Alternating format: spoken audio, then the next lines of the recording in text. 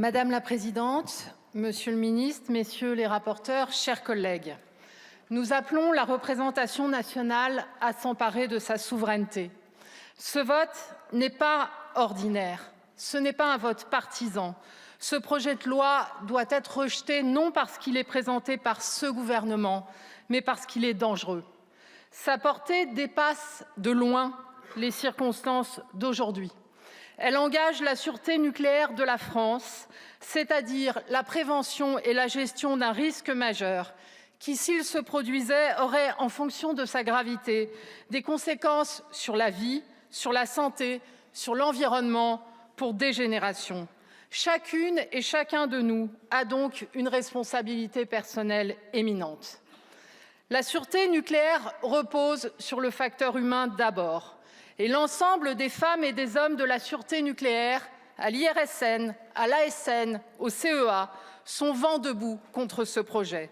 La perturbation majeure que cette réforme fait peser sur les ressources humaines de la sûreté nucléaire est à elle seule un argument pour rejeter ce texte. C'est la chronique d'un canot annoncé qui revient à se tirer une balle dans le pied, mais aussi dans les jambes, dans les bras et dans le cerveau. Risque de départ et de perte de compétences rares.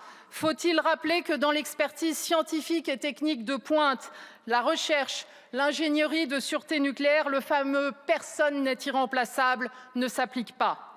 Mais aussi risques sociaux, risques psychosociaux, risques de perte d'efficacité avec des salariés absorbés par des questions de statut, de service, d'organisation interne et nombre de problèmes matériels.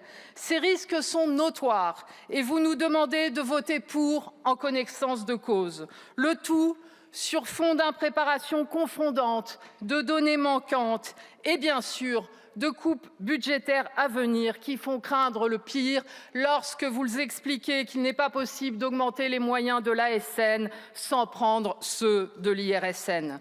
Si le facteur humain est ignoré en dépit de toute rationalité, c'est parce que l'intention réelle de ce projet est d'en finir avec la séparation stricte entre l'expertise et la décision de sûreté nucléaire pour en finir avec la transparence considérée comme une gêne et un enquiquinement. Les raisons inavouables de cette fusion figurent d'ailleurs dans un rapport classé secret défense. En mettant fin à la publication des expertises en amont, le secret sera la règle et la transparence l'exception. C'est un cadeau empoisonné qui va nourrir le soupçon sur la crédibilité des décisions de l'autorité de sûreté nucléaire. Or, chacune et chacun ici doit le mesurer. En cas de crise ou de situation exceptionnelle, si la confiance est rompue entre les citoyennes et les citoyens et l'autorité, les conséquences peuvent être incontrôlables.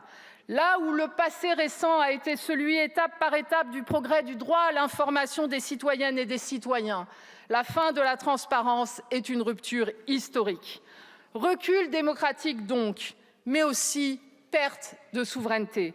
Avec la fin du monopole d'EDF sur les réacteurs nucléaires de production d'électricité, avec la fin de l'IRSN et la liquidation d'un outil de l'État qui a fait ses preuves et que tout le monde regrettera, car à travers lui, la France faisait référence internationalement, notamment sur le plan scientifique et de la recherche.